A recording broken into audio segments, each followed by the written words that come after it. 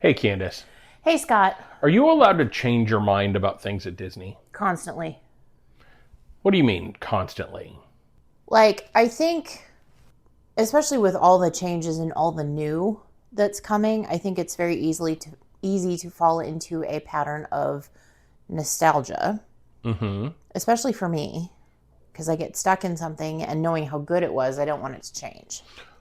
Or getting stuck in how bad you think something is and then not letting your mind change. That too. Yes. So it is possible. You just have to be flexible enough to let it happen. Right. Some of us are that way. Some of us are not. Until we're proven that it's different. Right. So today's episode is going to be about some of those times when things were proven to be better than maybe what they thought they were going to be. Okay. So instead of a question of the day, I just wanted to ask you if you were willing to change your mind about Disney things. Sure. Okay, so sit back, relax, find out about some things that we used to hate, but now we love at Disney World.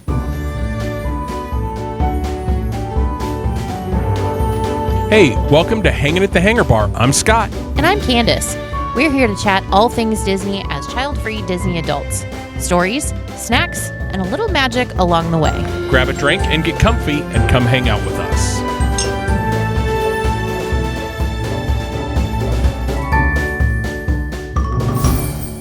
Hello, Candace. Hello, Scott. Welcome back to another brilliantly fascinating episode of Hanging at the Hangar Bar. It should be stunning. It should be. They all are. Well, I know that. Every one is better than the last.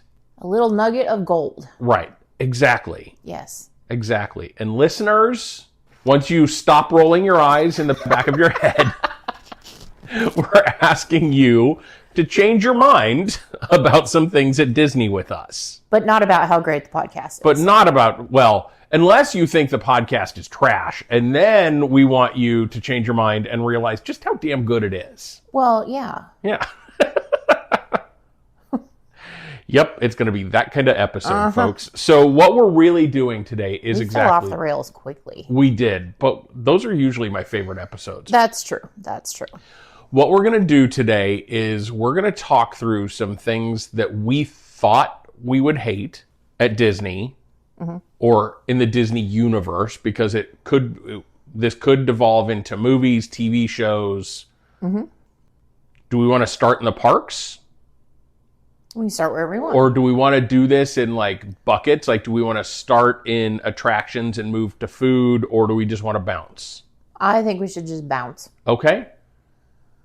So the listeners of this podcast know that one of my favorite attractions in the whole wide world is Carousel of Progress.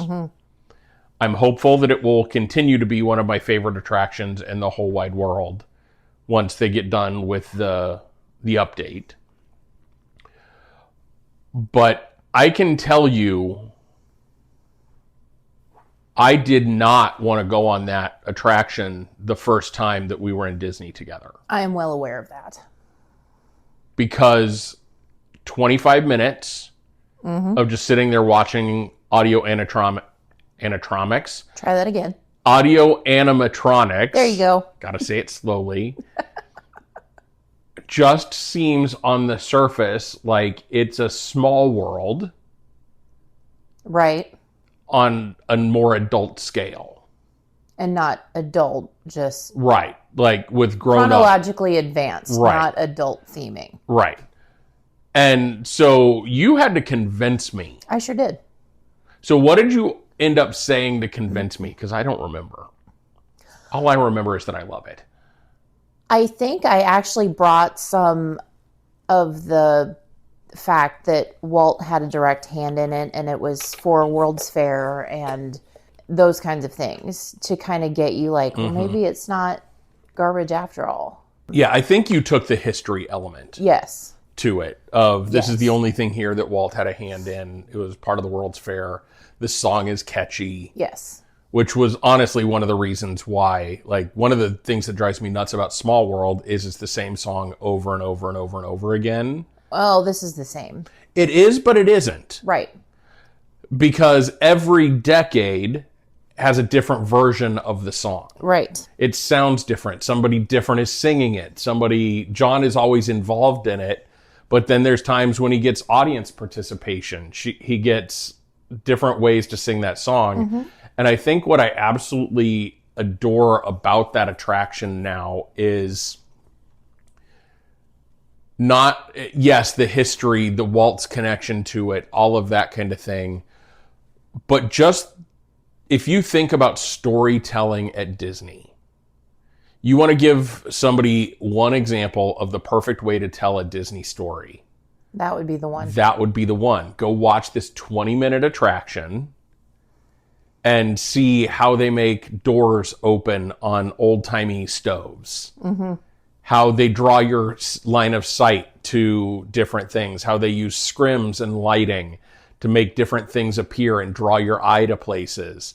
And then you can take and you can apply that to, on Haunted Mansion, they point you where they want you to look. And because if you were able to look behind you, you would see nothing, because that's the way they fit. Where do we want people to look? Let's get people to look there. Let's not get them looking behind them, so we don't have to decorate that at all. Right. But then you look at the theming in places where you can have a 360 view, and it's so themed out so well. And just that idea of the longest running theater production, which I think is a little tongue in cheek, because is it really a theater production if it doesn't have live actors? Well, it's in a theater. Right. Exactly. It's a little tongue in cheek that it's the longest running stage show ever. But those are the kinds of things I love, though, like the joke about the rumpus room and something about her rump, and just those little things just draw me in. And there's always something to look at. You sit in a different part of the theater, your eye looks different places. You get too close, the dog gets a little creepy. It's not the dog that bothers me. But that's what I think I love about it, is that storytelling from the turn of the century to modern day 20 years ago, 30 years ago. And how they bring that all together, and just like the running gags throughout of Uncle Orville. Can't get any privacy at all around these parts. And if they take that out of the new one, so help me God, Uncle Orville better be in the new version. He very well may have a bigger role. Maybe. Because, like, how easy is it to be like, let's talk about the cameras that are around that show off whatever. Can't get any privacy at all around these parts. Like, I'm a boomer. I'm gonna yell about that. And so that's what I absolutely love about that attraction. And we go on it twice. Yeah, generally. Every time we go. And it just because I love it. It's a good place to get air conditioning. People listening will probably be like, I love it because it's a great place for a nap. I have never once gotten tired in that attraction. No. You want to know there's so much to pay attention to. You want to know the animatronic one that I've fallen asleep in before? American Adventure. Yes. And I love that one too. But I fell asleep during it. Yeah. And I haven't even subjected you to Hall of Presidents. No. Maybe someday. When they reimagine it with the Muppets, sure. Right. Okay. So that's my first. I thought I was going to hate it, but I absolutely love it. Okay. Of Disney. Okay. What about you? What's one that you have? Expedition Everest. Okay. Why did you think you were going to hate it? I'm not a big roller coaster person to begin with, because 90% of the time they're way, way, way too jerky, and I end up in pain at the end. And I don't like to be in pain. And like, I'm not a real big fan of super, super dark things. Like, I don't like things jumping out at me. And I didn't know what to expect with Betty the Yeti. And I know she doesn't really move anymore, but they have a strobe light on her. But I didn't know at what point, because I'd never been on it before, that she was going to appear. Right. And a jump scare with Betty would have been a bad thing. I still don't know where Betty the Yeti is at on that attraction. Right there. Okay. Anyway, it's not necessarily a must-do for me in Animal Kingdom at this point, but it is a very, very good thing. Yeah. So you thought you were going to hate it. Yes. What did you love about it when you finally did it? I love how smooth it is. I love the views that you can get over the parks when you are headed up the first hill. I love the story behind it. I love the fact that it goes backwards. I don't love the fact that people have littered the top of the mountain with all their hair ties. People ruin everything. They do. But yeah, I think it's just and I also love the queue. That really immerses you into the story very well if you take the queue. Right. And this is my lecture point of the day for everyone. Pay attention in the queue. The queue is always part of the story. Always part of the story. Yeah. If you read the signs, if you look at what's happening around you, if you use it as more than just standing in a line, it helps make the attraction better. It does. And if you think about it that way, it actually extends the attraction. So something like Tron, for an example, because I'm still not convinced I'm going to love that. Right. That's something hate you it, think you're going to actually. hate. It's a minute and a half long. The actual, like where you're on the thing and riding. I've not been in the queue. I've not seen the queue. So I don't know if that's part of that immersion too, but that could extend it to a reasonable amount of time on an attraction to stand in a line for. Right. I just don't know. Right. Yeah, I get that. So you said it's not a must do. Why is it not a must do? Just because it's a roller coaster and you're not a roller coaster person? I mean, if the wait isn't terribly long, I'll go. But I don't feel like it's not a day in Animal Kingdom if I haven't been on it. Right. It's not a day in Animal Kingdom if I haven't sat at Nomad Lounge. Okay. If I haven't paid the world's most expensive cover charge to get into a bar. That's right. Every time. Every time. Every time. Every time. Okay. So I think that's a good one. What about food places or food that you've had that you thought you would dislike? If you don't say it, I will say it for you. A food that you thought you weren't going to like that now is one of your favorites. Pretzel bread pudding in Germany.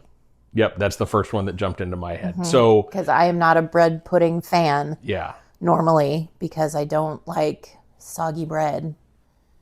And I'm not a real big pudding fan either. So, like, just the thought of the two. But there's something about that is perfection. Yeah. And it's lovely. Yeah. I think I would expand that to be bread pudding at Disney. Okay, yes. You thought you hated all bread pudding. Yes. Then you started trying bread pudding when I ordered it at Disney and realized that not all bread pudding is created equal. That is correct. Because the bread pudding at Olivia's is pretty spectacular as well. You've enjoyed that one. You've enjoyed the bread pudding at the Irish bar at Raglan Road. Raglan Road. I don't remember that one as well, but I'll take your word for it. Yeah.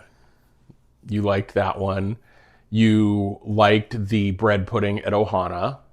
Well, pineapple and coconut. Who wouldn't like that?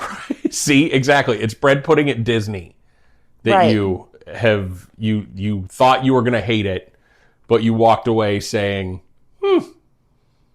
I'd go back for that again. And I think maybe some of that has to do with the innovative applications that they use and some of the different flavor profiles that they create with it, because it's not all just some fancified cinnamon roll. Right.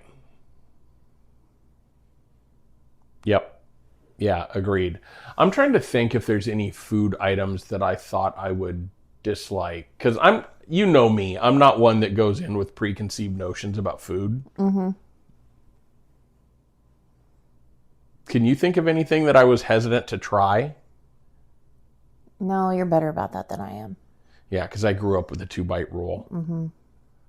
If something gets put in front of you, you have to try 2 bites of it. If you don't like it, that's fine, but you've tried 2 bites. I'm trying to think. Maybe that tuna cone thing at Haleo. You know, the little tiny... Oh, yeah. Yeah, I don't know that I would say I thought I was going to hate that going into it. I know you weren't real thrilled about it. Yeah. I mean, it was just, you'll try it. Yeah. But And maybe the escargot on the cruise ship? Maybe. But actually, I think I was excited to try that because I never had. Okay. I was nervous, but Yeah. and now I love it. Put anything in that much butter, it's going to taste good. I like shrimp cargo better, but that's Yeah. a discussion. That's because that's cheese and butter. Yes, and not snails. Right. Okay, so I think we'll skip over food for me. Okay. I did not think I was going to like Hoppers as much as I did. That tracks. I thought Hoppers, the movie, was going to be the one scene of this is not Avatar that they showed in the previews, and that was going to be the best part of the movie. And that is so not the best part of that movie. No. That movie overall is a fantastic, fantastic offering from Pixar. But I don't know that I would say I was going to hate it going in, but I didn't think I was going to enjoy it. And I was very pleasantly surprised, and I've watched it more than once. So what's your favorite part of Hoppers, Candace? When all the animals are trying to describe the noise that is being made by the speakers. Yes, spoiler alert, there's noises made by speakers that only animals can hear. Yes. It's just hilarious.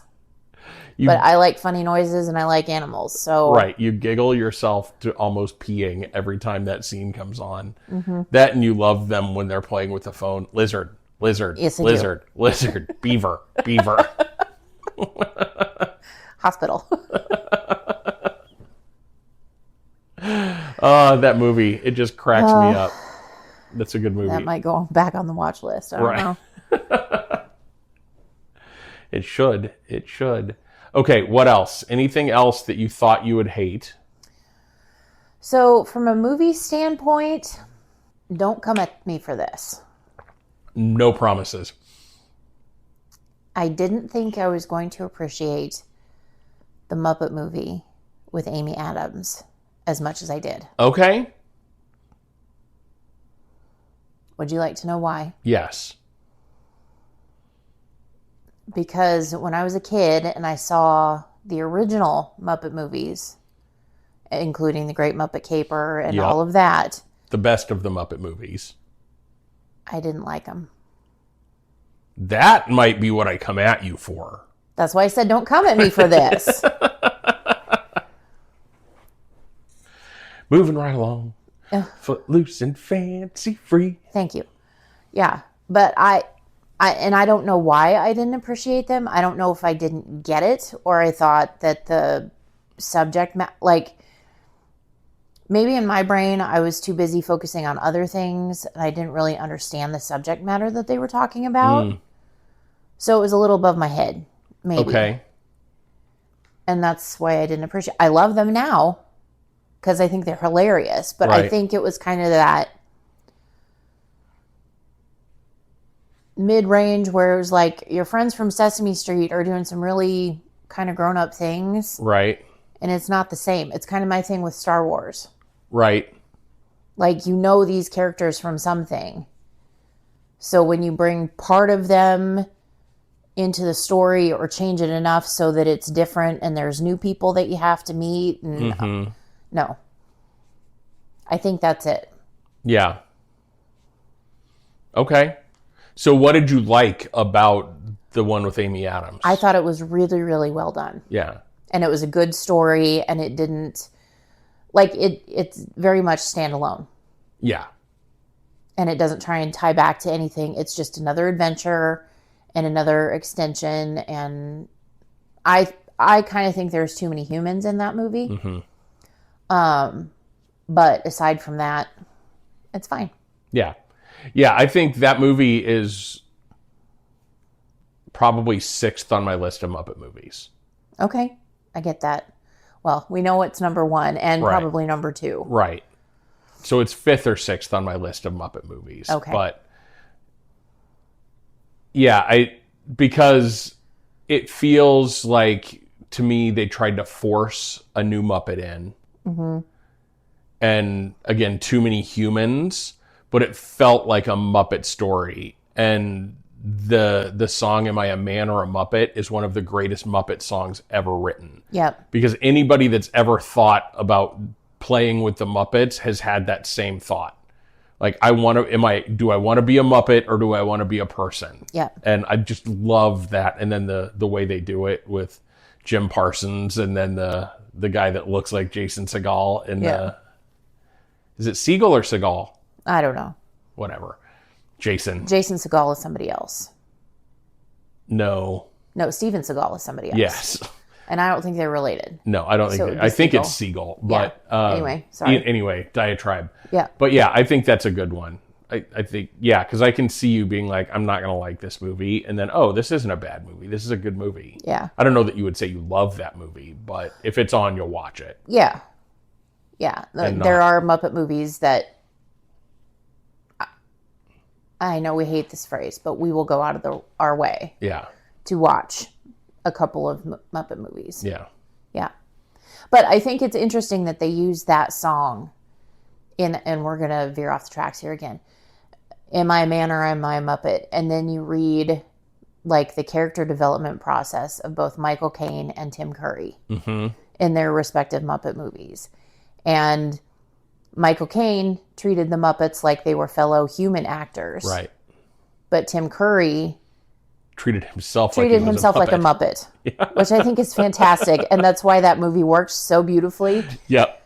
And that's why you need less humans in Muppet movies. Yes.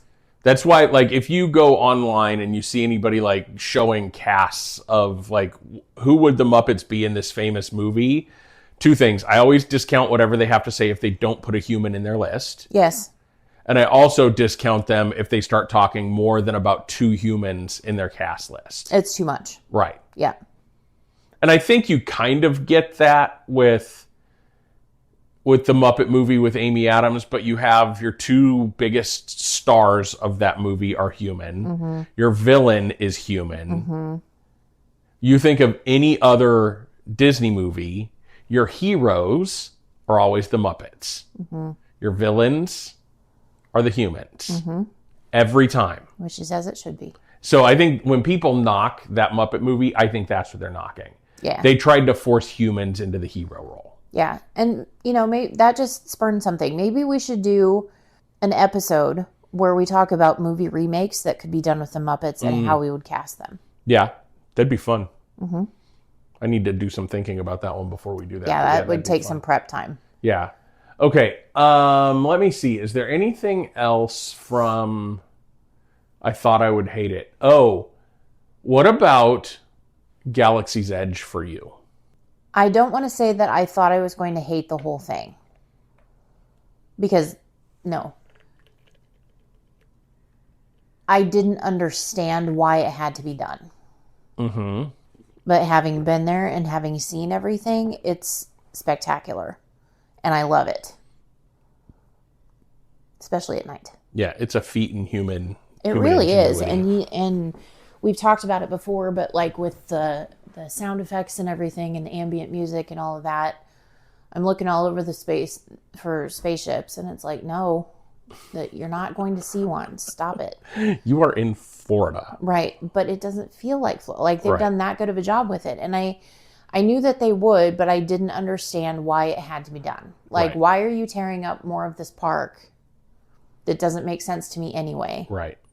To do this. Right. And then I'm still nervous about, it's been not since I was 9 years old that I've been to Disneyland, but talk about someplace where it feels forced.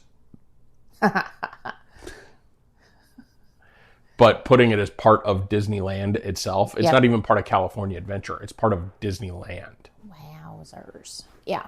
I think. I'm pretty confident about that. I think you're right. Yeah. But yeah, I was a little nervous about that one too. Listeners probably know this about me. I can't say that I'm going to hate a lot of things because I usually go into it like I'm worried about what this is going to be like. I'm worried if I'm going to like it or not. But I usually go in with a pretty open mind. Mm-hmm. I try to not go in with the I don't like this kind of frame of reference because my brain is one that if I say I don't like it, I'm not going to like it. So I have to be very careful to put those positive thoughts in my head. I have another one. Okay. Remy, The movie or the attraction? the attraction. Okay. You thought you were going to hate that one? Yep. Why? Because it was dumping more IP into my beloved Epcot. Mm-hmm.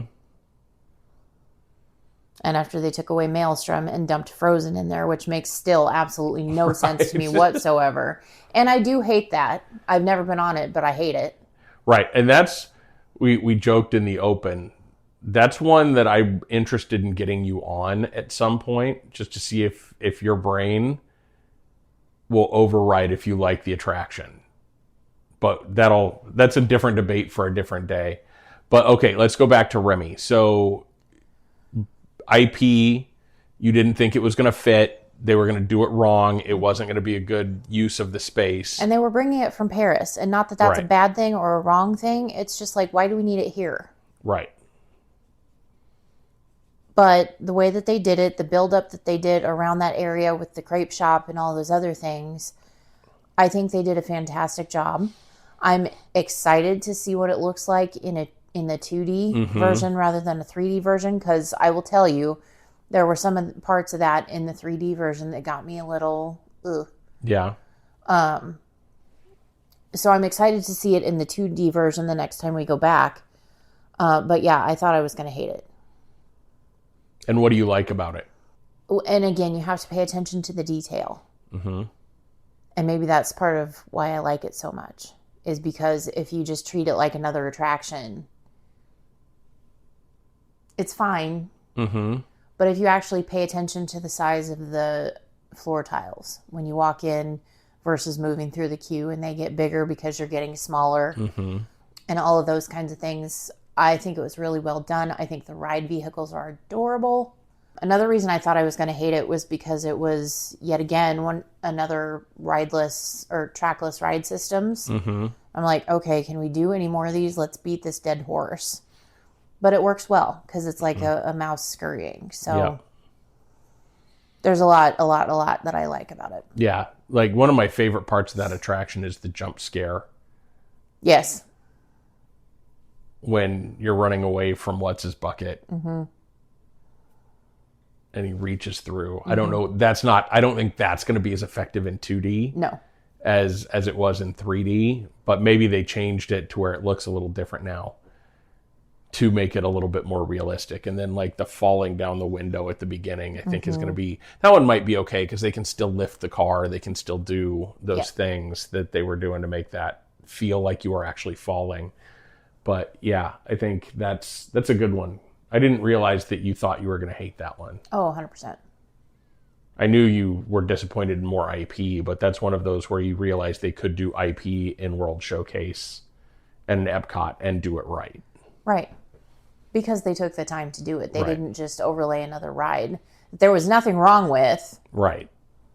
to put some trash in. The only thing wrong with the Maelstrom is nobody was going on it. It was another 3 Caballeros and they needed a people eater. Yeah. But But it was fantastic. yeah, I worry that they're going to do something like that with 3 Caballeros too and try and put something.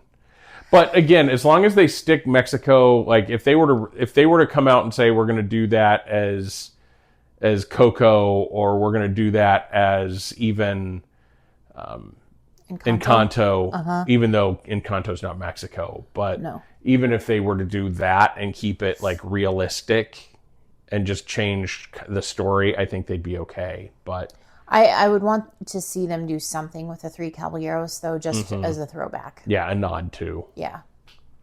Because there is, there's a couple nods in it currently to what it was before. Because the 3 Caballeros thing was not the original Right. iteration of that. So there are some throwbacks to that, but you have to know what you're looking for to see them. And I think they could do that.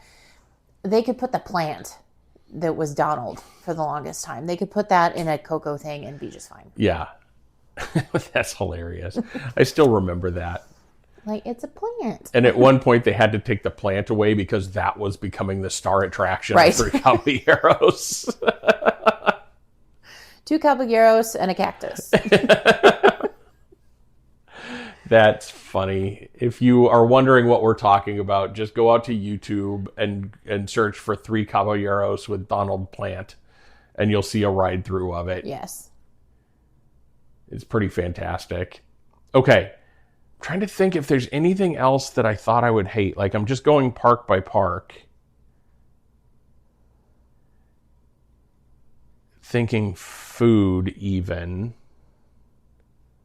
Oh, I have one. Okay. And this is not specifically Disney related, but it happened during a Disney vacation. So Okay. when we did our bourbon tasting on our last cruise, Mm-hmm.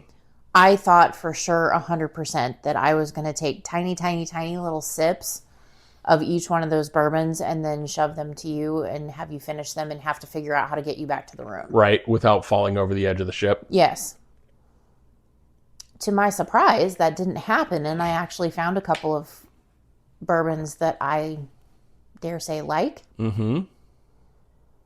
So that was good. Yeah. Yeah, because you had it in your head that you hated all bourbon. Yeah, and that's not true. No. Now I keep force feeding you old fashions to try, and you're like, ooh, I like that. And I think the big point in that, and we're going off on a diatribe again, but I think the big point in that is to make sure that there's enough of whatever flavor you're trying to get out of it, beside bourbon, in it. Right. It's like if it's going to be orange, I need enough to be able to taste the orange. Right. And I think some of the reason why you like that bourbon is they did a good job of pairing the chocolate with, so it would help the tasting notes and get you past the alcohol. Yes. Because I think part of what you did before with bourbon is you would nose it really deep and just get that alcohol burn. And that's all you would sense is that alcohol burn versus tasting the oakiness or the, hey, this was done in a sherry cask or this was done in, that brings in some of those flavors. So it's always interesting. Yep. And I'm not real big of a fan of burning alcohol anyway. I mean, Right. No. Yeah. I'm not in college anymore. I don't need to drink Everclear. Ew. Right? Mm-hmm. Okay. Magic Kingdom, food. Nope. Epcot, food. Nope. No, I can't think of anything else I thought I was going to hate. Like even movies wise, I just love movies. So I'm a weird one when it comes to movies. Like I love the most horrible movies ever. Everybody, like 99.99% of the population may hate a movie. And I'll be like, I didn't mind it. It was a good movie. Episode 1. You had lit up like you were going to say something else you thought you were going to hate that you secretly love. The remake of Aladdin. Oh, yeah, that's a good one. I thought that's definitely one I thought I was going to hate. Yeah. Because you take Will Smith and try and replace Robin Williams. It just doesn't work. Not ever. Ever. And again, it's in that remake of quote unquote live action, which it really isn't. I mean, that one's more than most of them. But I'm like, if this is going to be a shot-for-shot remake, but just sliding in Will Smith for Robin Williams, this is never going to work, and I'm going to hate it. Right. And we had seen the stage version of Aladdin before we saw the live-action version. Yes. And neither one of us appreciated the stage version of Aladdin. It was fine. Yeah, it wasn't... They No. tried to add too much of the backstory. So I was really nervous going into the live action that they were going to try and do that there too. And I think with us being the theater people that we are, we were watching too many of the technical elements Right. that we were seeing because we are theater people Right. and didn't get lost in the story and in the magic that was probably there for other people. It just wasn't there for Right. us. Yeah. Agreed. But yeah, that's a movie that I didn't think I was going to like. That. It's pretty good. Right. And the reason for that is it's close enough to the original that you know what you're getting yourself in for. But Will Smith doesn't try to be Robin Williams. No. doesn't try and do the voices. He's his own snarky self instead of trying to bring a Robin Williams largesse into it. Right. And thank the heavens that that's what he chose to do, because there would be no way. No. Robin Williams probably couldn't have redone what Robin Williams did in that movie.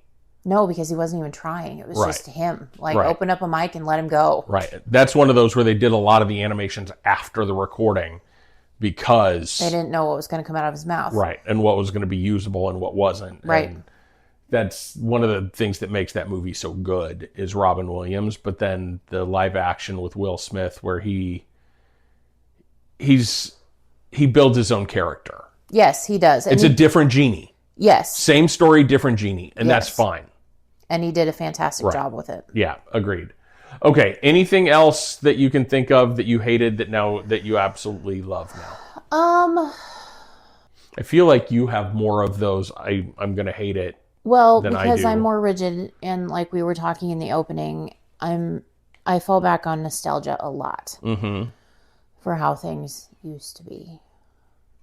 What about I don't know that you love it though, but what about the replacement of the Great Movie Ride, Mickey and Minnie's Runaway Railway?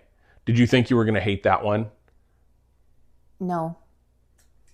Because it was Mickey and Minnie, you knew it'd be okay? Yeah. It just wasn't Great Movie Ride? 100%. okay. And that comes with a large level of spice just because of how I feel how they've changed that park. Right. And how I feel about that park in general. Right. So, no, I didn't think I was going to hate it because it is the only attraction that Mickey and Minnie have. And so that's been long overdue, Yep. in my opinion. It's super adorable. I love the way that they get you into the queue line. Yeah. Well, the second queue line Right. after the pre-show. Right. But no, I think that would be anti-Disney if I said I hated it. That's funny. Now, I'm going to give you something that's not open yet and ask you if you think you're going to hate it or if you're keeping an open mind. Okay? Cars Land or the Cars stuff in Magic Kingdom. Oh, I hate it already. I hate it already because I do not appreciate those movies at all. I don't think it's belonging in that part of the park. I think they're going to have huge sightline issues, and I think it's just going to basically destroy Frontierland. Okay. So next time we go and this area is open, we will have to revisit that topic as long as you are going to say, I'm willing to go do it. I'm willing to try. Prove me wrong, Disney. Prove me wrong. But they've got some definite big steps to take. Because we watched the movie again not too long ago, and it was fine. But I don't like it. Mm-hmm. It's not my thing. Right. I think it will fit in fine in Frontierland. Because it's set in a desert? What does that have to do with Frontier? Anything? It is set in the West. Not necessarily set in a desert. It's set in the West, which is the frontier. Well, Alaska is actually the last frontier. So They didn't do that's what they should Cars do. 18 shipping containers in Alaska. But they could. Yeah, don't give them ideas, Rufus. No, they can just change old Frontierland into Alaska. There That'd you be go. fun. The bears would fit right in. They would. They would. TM. TM. There it is. They could have fishing adventures and a crab restaurant and everything. Yes. I don't think we can TM that one, but they're sinking enough money into Piston Peak that I doubt they'll. It doesn't matter anyway. We've TM'd so much stuff that they're going ahead with, and we've gotten zero credit for it. that Right. It's just, I just need to make enough money to call a lawyer. Right. Well, you can call a lawyer and they're going to be like, Disney has more and better than me. Even if you have a case, their lawyers are really good. And with TM, you have to prove that you thought of it first and that they weren't thinking about it before we were. No. No. Okay. I think that's a good place to wrap it up. Okay, that's not a great place to wrap it up. No, it's not. We need to talk nighttime spectaculars. Okay. I'm being pointed at, by the way. No, you're not. You're being gestured at with both index fingers. Yes. So after Harmonious, which was not my favorite until I understood and actually got to see it. Yep, once you saw that one in person. And then they brought out Epcot Forever, which was wonderful.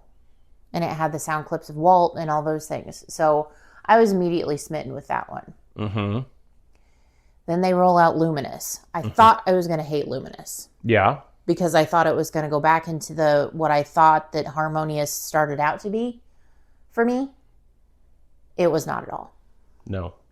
And I love Luminous. Yeah.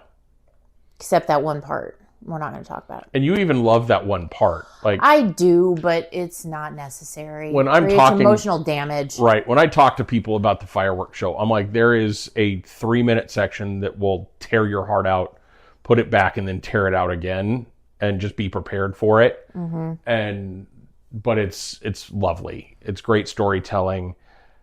Dare I say, I like the music from Harmonious better. Because it's more global? I think it's more global. I'm probably the only person on the planet that didn't mind the barges. Oh, they were trash. That are still there. But they're smaller. Right. I really liked Harmonious a lot. Harmonious was good. Yeah. But Luminous is great. Yes. Don't get me wrong. I almost would take that over Magic Kingdom fireworks. Careful. I love me some Happily Ever After. I do too. I just love a good fireworks show put to music and the Disney storytelling and all that. But I think the fact that you can have a different experience 360 different degrees in Epcot make it so much more special. Yeah. Because, again, we talked about it earlier in this episode. Imagineering gets to tell you where to look. Oftentimes, when you are doing Happily Ever After, they know where they want you to look. If you happen to be behind it, they're not telling the story for you.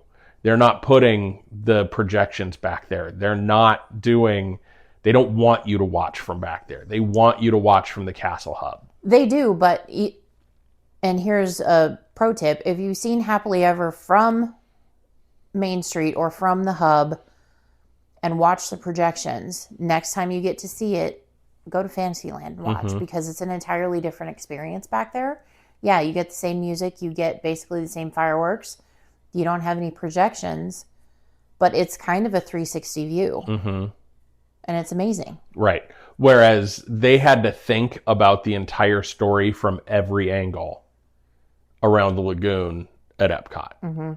Because if you're watching from the Spaceship Earth side, you've got to feel the story just as much as if you're watching from the America Pavilion. Or if you're watching from England, you need to feel the story as much as if you're watching it from Mexico. And that's hard to do with a fireworks show. And I think they did a good job of it. I think it's just cool that you have fireworks all around. Okay. Yeah. Now I think we're done. Okay. I think that's it. We're going to wrap this one up. If there's things that you thought that you hated, but then you absolutely adore, let us know. Come out to our socials, and let us know. Facebook, Instagram. Come over, find us on our Discord, and Candace is pretty active out there. And when people are active with us, she's active out there. So come out and find us and have that discussion. What did you hate or what did you think you were going to hate that you absolutely love? We'd love to have that conversation with you. So yeah, thanks for tuning in. As always, we appreciate all of you and appreciate you continuing to listen. And we love hanging out with you. So remember, there is always a great, big, beautiful tomorrow. And we'll see you real soon.